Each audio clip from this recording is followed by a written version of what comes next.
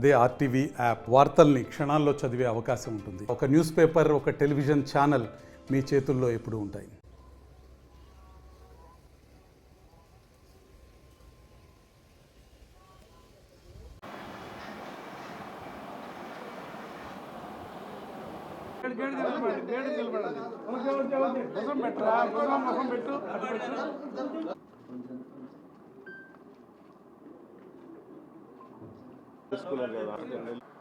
యువతికి పోరు అనే ప్రోగ్రాంగా మార్చి 12వ తేదీ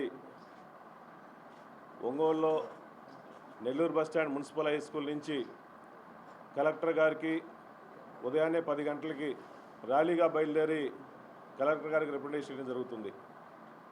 దీంట్లో ముఖ్య ఉద్దేశం ఏంటంటే, గతంలో జగన్మోహన్ గారి పరిపాలన ఉన్నప్పుడు ఈ రాష్ట్రంలో యువతకు కానీ విద్యార్థులకు కానీ ఏ ఇబ్బంది లేకుండా అంతకుముందున్న బకాయిలు మొత్తం 99% అందరికీ స్కాలర్షిప్లు కానీ వసతులు ఇచ్చిన మహానాయకుడు వైఎస్ జగన్మోహన్ అని చెప్పి సభాముఖంగా తెలియజేస్తున్నా.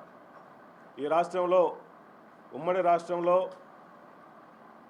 పేద విద్యార్థులు బాగా చదువుకోవాలి, వాళ్ళు మంచి డాక్టర్లు అవ్వాలి, మంచి ఇంజనీర్లు అవ్వాలని చెప్పి, మంచి గ్రాడ్యుయేట్లు అవ్వాలని చెప్పి ముఖ్య ఉద్దేశంతో ఆ రోజు దివంగత నేత వైఎస్ రాజశేఖర్ గారు అందరికీ ఫీజు రియంబర్స్మెంట్ ఇచ్చిన మహానుభావుడు రాజశేఖర్ గారు. రాజశేఖర్ గారి కన్నా మిన్నగా జగన్మోహన్ గారికి 2 ఇంతలు ఎక్కువ పేదవాళ్ళందరికీ సహాయం చేసుకుంటూ అందరికీ స్కాలర్షిప్లు ఇవ్వడం, మంచి ఎడ్యుకేషన్ వ్యవస్థను కూడా ఏర్పాటు చేసిన మహానాయకుడు జగన్మోహన్ గారు చెప్పి సభాముఖంగా తెలియజేస్తున్నా. ఈ రాష్ట్రంలో చంద్రబాబు నాయుడు గారు వచ్చిన తర్వాత ప్రతి క్వార్టర్లకి సుమారుగా 700 కోట్ల రూపాయలు స్కాలర్షిప్లు ఇవ్వాల్సిన అవసరం ఉంది. సో 700 కోట్లు అంటే సంవత్సరానికి 4 క్వార్టర్లకి 2,800 కోట్లు ప్లస్ వసతి దీవెన సుమారుగా 1,100 కోట్లు ఇవ్వాలి. సుమారుగా 2,800 కోట్లు ప్లస్ 1,100 కోట్లు 3,900 కోట్ల రూపాయలు ప్రతి సంవత్సరానికి ప్రతి గవర్నమెంట్ ఇవ్వాల్సిన అవసరం ఉంది. కానీ చంద్రబాబు నాయుడు గారు ఈ గత ఫైనాన్షియల్ ఇయర్, ఈ ఫైనాన్షియల్ కలిపి 3,800 ప్లస్ 3,800 7,600 కోట్ల రూపాయలు ఇవ్వాల్సి ఉంటే ఆయన వచ్చిన తర్వాత సుమారుగా 700 కోట్ల రూపాయలు మాత్రమే ఈ ఫీజు రీయింబర్స్మెంట్ డబ్బులు ఇవ్వడం జరిగింది. ఇప్పుడు ఈ ఫైనాన్షియల్ ఇయర్ కూడా ఈ బడ్జెట్లో కూడా మొన్న బడ్జెట్లో కూడా సుమారుగా 2,000 కోట్ల రూపాయల వరకే పెట్టారు. అంటే చంద్రబాబు నాయుడు గారు ఈ రాష్ట్రంలో పేద విద్యార్థుల మీద కానీ, స్కాలర్షిప్ల మీద కానీ, పేద విద్యార్థులకు సహాయం చేసే ఆలోచన ఇసుమంతా కూడా లేదని చెప్పి సభాముఖంగా తెలియజేస్తున్నా. మొత్తం ఇవ్వాల్సిన సుమారుగా 7,600 కోట్లు ఇవ్వాల్సి ఉంటే బడ్జెట్లో కనీసం పెట్టుకోవాలి కదా. 90% బడ్జెట్ పెడితే కదా పేదవాళ్ళందరూ సాయం చేసేది. ఈ రాష్ట్రంలో అన్ని స్కూల్స్లో పిల్లవాళ్ళు చదువుకునే వాళ్ళకి హాల్ టికెట్లు ఇబ్బందులు పడుతున్నారు. కొన్ని యాజమాన్యాలు ఎగ్జామ్స్ కూడా రాని ఇట్లా చాలామంది డ్రాప్అవుట్స్గా మిగిలిపోతున్నారు. దయచేసి చంద్రబాబు నాయుడు గారు వాళ్ళ కూటమి మేల్కొని పేద ప్రజలకు ఇవ్వాల్సిన ఫీజు రీయింబర్స్మెంట్ కానీ, వసతి దీవెన కానీ ఇమీడియట్గా ఎమ్మటి ఇవ్వాలని చెప్పి వైఎస్ఆర్ కాంగ్రెస్ పార్టీ తరఫున డిమాండ్ చేస్తున్నాం. అదేవిధంగా చంద్రబాబు నాయుడు గారు ఎలక్షన్ హామీల్లో ముఖ్యంగా ప్రతి ఒక్కరికి ఈ రాష్ట్రంలో సుమారుగా 20 లక్షల మంది వరకు ఉద్యోగాలు కల్పిస్తాము, ఉద్యోగాలు కల్పించకపోతే ప్రతి ఒక్కరికి 3,000 రూపాయల డబ్బులు ఇస్తామని చెప్పేసి ఆ రోజు ఎలక్షన్ ముందు హామీ ఇచ్చాడు. ఇంతవరకు ఉద్యోగాలు ఇచ్చిన పాపాను పోలా, అట్లీస్ట్ నిరుద్యోగ బుద్ధి కూడా కల్పించట్లా. చంద్రబాబు నాయుడు గారికి ఈ రాష్ట్రంలో యువత మీద కానీ, ఉద్యోగాలు కల్పించాలని కానీ ఎవరికి పేదవాళ్ళ మీద ప్రేమ లేదని చెప్పి సభాముఖంగా తెలియజేస్తున్నా. అదేవిధంగా గతంలో ఎప్పుడూ లేని విధంగా వైఎస్ జగన్మోహన్ గారు ఈ రాష్ట్రంలో 17 మెడికల్ కాలేజీలు ఏర్పాటు చేశారు. దాంట్లో 5 మెడికల్ కాలేజీ ఆల్రెడీ ఓపెన్ అయ్యాయి, ఇంకా మిగిలిన 12 కూడా కన్స్ట్రక్షన్ స్టేజ్లో ఉంటే చంద్రబాబు నాయుడు గారు ఈ రాష్ట్రంలో మెడిసిన్ సీట్లు అవసరం లేదు అని సెంట్రల్ గవర్నమెంట్కి లిఖితపూర్వకంగా రిప్లై ఇవ్వడం కూడా జరిగింది. అయ్యా చంద్రబాబు నాయుడు గారు, ఈ రాష్ట్రం పేద రాష్ట్రం. డాక్టర్లు వస్తేనే పేదవాళ్ళందరూ ఉచితంగా చూపించుకునే పరిస్థితి ఉంది, హాస్పిటల్కి పోవాల్సిన అవసరం ఉంది. నువ్వు మెడిసిన్ సీట్లు అవసరం లేదు, మెడికల్ కాలేజీలు అవసరం లేదంటే మీ విజన్ ఏమైందో మీరు ఆలోచించాల్సిన అవసరం ఉంది. సుమారుగా 12 మెడికల్ కాలేజీలు వెనక్కి పంపించి దాని మీద అసలు మెడికల్ కాలేజ్ కన్స్ట్రక్షన్ స్టేజ్లో ఉంది, వాళ్ళకి ఫండ్స్ ఇద్దామా, కన్స్ట్రక్షన్ చేద్దామా అనే ఆలోచన లేకుండా ఒక స్టేజ్లో ప్రైవేటీకరణ చేస్తామంటాడు. గవర్నమెంట్ రన్ చేస్తే బాగుంటుందా, ప్రైవేట్ రన్ చేస్తే బాగుంటుందో కూడా ఆలోచించాల్సిన అవసరం ఉంది.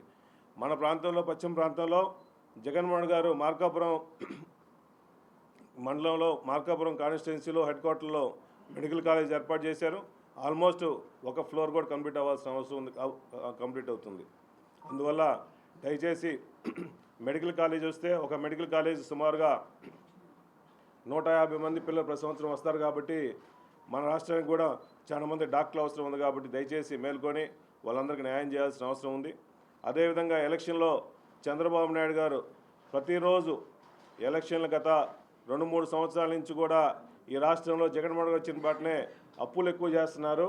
ఈ అప్పులు ఎక్కువ చేయడం వల్ల శ్రీలంక అయిపోతుందని చెప్పేసి ఈ రాష్ట్రంలో 12 లక్షల కోట్లు 14 లక్షల కోట్లు అని చెప్పేసి కలబోలు మాటలు చెప్పారు. మొన్న జరుగుతున్న ఇప్పుడు బడ్జెట్ సమావేశాలు జరుగుతున్నాయి. దాంట్లో మేము మా ఎమ్మెల్యేలు అందరం క్వశ్చన్ వేస్తే ఈ రాష్ట్రంలో జగన్మోహన్ గారి టైంకి సుమారుగా 6,46,531 కోట్లు మాత్రమే బకాయి ఉందని చెప్పేసి లిఖితపూర్వకంగా మాకు ఇచ్చారు. అంటే ఎలక్షన్ల ముందు లోకేష్ గారు కానీ పవన్ కళ్యాణ్ గారు కానీ చంద్రబాబు నాయుడు గారు కానీ 12,000 కోట్లు 10,000 కోట్లని కళ్ళబోళ్ళు మాటలు చెప్పి రాష్ట్ర ప్రజలందరూ మోసం చేసి జగన్ ప్రభుత్వం మొత్తం అప్పులమైందని చెప్పేసి మాటలు చెప్పారు. నువ్వు వచ్చిన 7 నెలలు 8 నెలల్లో సుమారుగా 1,00,000 కోట్ల రూపాయల వరకు అప్పులు తీసుకొచ్చావు.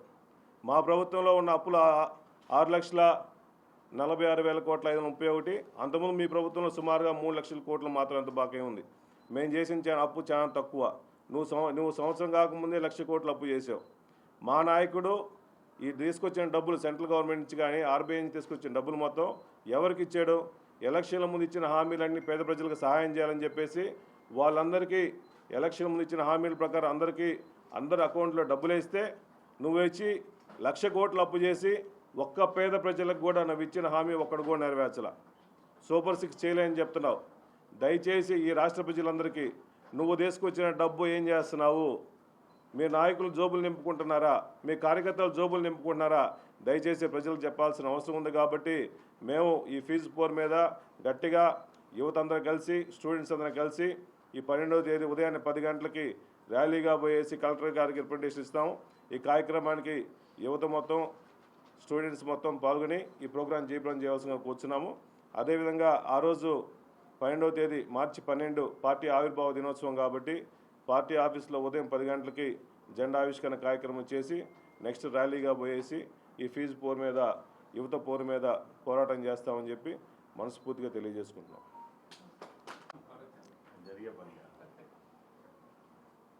ఈ రాష్ట్రంలో చంద్రబాబు నాయుడు గారు 2014లో ఒకసారి నమ్మి మోసపోయారు. మళ్ళా సెకండ్ టైం నమ్మి మోసపోతున్నారు. ఈ పశ్చిమ ప్రకాశం జిల్లా కానీ అభివృద్ధి చెందడం కోసం వెలుగొండ చాలా ముఖ్యం.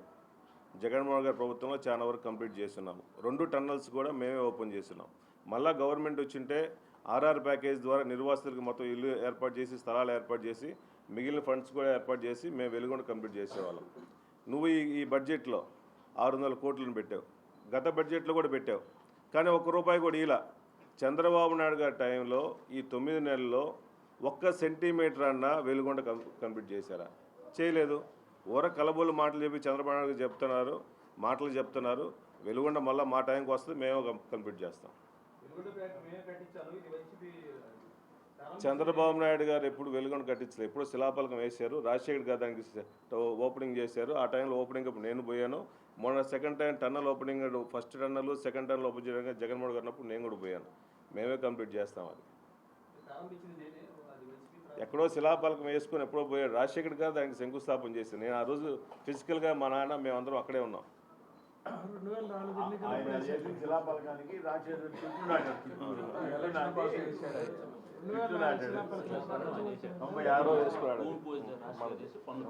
శంకుస్థాపన చేసి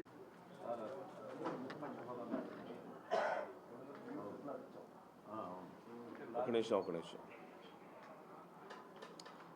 మేము అసెంబ్లీకి పోవట్లేదు, మా ప్రజల మీద చిత్తశుద్ధి లేదు అని నానా రకాల మాటలు మాట్లాడుతున్నారు. మేము అసెంబ్లీకి పోవాలి, మా ప్రజలు మమ్మల్ని గెలిపించారు, మా ప్రజలు మా కాన్స్టిట్యున్సీ పోరాటం చేయడం కోసం మేము రెడీగా ఉన్నాం. మాకు ప్రతిపక్ష హోదా ఎందుకు కావాలని జగన్మోహన్ గారు అడుగుతున్నారంటే, అసెంబ్లీలో మేము 11 మంది ఉన్నాము. కొన్ని అసెంబ్లీలో కూడా 10% రేషియో లేకపోయినప్పుడు కూడా ఢిల్లీ లాంటి ప్రతిపక్ష హోదా కల్పించారు. స్పీకరు డిస్క్రిప్షన్ పవర్ అది. నీకు ప్రతిపక్ష హోదా అడుగుతుంది ఎందుకు? ప్రజల సమస్యల గురించి మాట్లాడటం కోసం జగన్మోహన్ గారు అడుగుతున్నారు, మేము ఎమ్మెల్యేలను అడుగుతున్నాం. మీరు గంటల తరబడి మీరు మాట్లాడి మాకు 5 నిమిషాలు 10 నిమిషాలు ఇస్తే మేము అసెంబ్లీలో ప్రజల గురించి ఏ సమస్యలు మాట్లాడగలుగుతాం? అందువల్ల ప్రతిపక్ష హోదా అడుగుతున్నాం. కాబట్టి మాకేమో లాంఛనంగా గవర్నమెంట్ ఏం కట్టబెడతాం మేము ఎప్పుడు అనుకోలే. అధికారం ఎప్పుడు మేము అనుకోవట్లా. మళ్ళీ మా గవర్నమెంట్ వస్తుంది, మేము అధికారం అనుభవిస్తాం. కానీ ఈ టైంలో ప్రజల కోసం మా గొంతెత్తి మాట్లాడటానికే మైక్ ఇయ్యరు కదా. మేము కొద్దిసేపు మాట్లాడితేనే షేమ్ గో బ్యాక్ అని చెప్పి గలబా చేశారు. మా నాయకుడు జగన్మోహన్ గారు చిత్తశుద్ధిగా ప్రజల కోసం, రాష్ట్ర ప్రజల కోసం పోరాటం కోసం రెడీగా ఉన్నారు. చంద్రబాబు నాయుడు గారు ఎంతసేపు మాట్లాడతారు, దాన్ని 10 నిమిషాలు తక్కువ మాట్లాడి మాకు మేము మా నాయకుడిని ఒప్పించి మేము అసెంబ్లీకి వెళ్తాం, మాకేం ఇబ్బంది లేదు.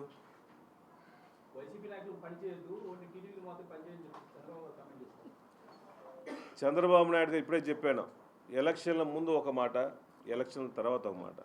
ఎలక్షన్ల ముందు ఓట్లు అడిగేటప్పుడు ముందే నేను ఓన్లీ టీడీపీ వాళ్ళకి పనిచేస్తాను, వైసీపీ వాళ్ళకి పనిచేయను, న్యూట్రల్ ఓట్లకు పనిచేయను అని చెప్పి ఓట్లు వేయించుకుని సీఎం అయితే పోయేది.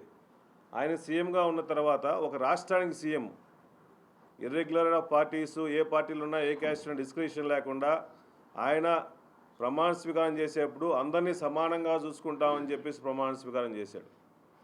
దయచేసి ఇంత పెద్ద మనిషి అటువంటి మీడియా ముందు అటువంటి మాట్లాడి నాకు తెలియదు. కానీ మా నాయకుడు ఆ రోజు రాజశేఖర్ గారైనా జగన్మోహన్ గారైనా ఎలక్షన్లు అయిన తర్వాత అందరూ సమానులు అని చెప్పేసి కులాలకి పార్టీలకు అతీతంగా ప్రతి ఒక్కరికి బెనిఫిట్స్ ఇచ్చారు.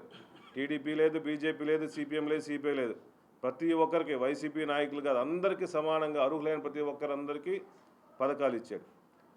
చంద్రబాబు నాయుడు నిజ స్వరూపు మన బయటపడింది. మరిన్ని వీడియోస్ కోసం ఛానల్ ని సబ్స్క్రైబ్ చేయండి. లేటెస్ట్ అప్డేట్స్ కోసం వాట్సాప్ ఛానల్ ని ఫాలో అవ్వండి. అండ్ లింక్ డిస్క్రిప్షన్ లో ఉంది.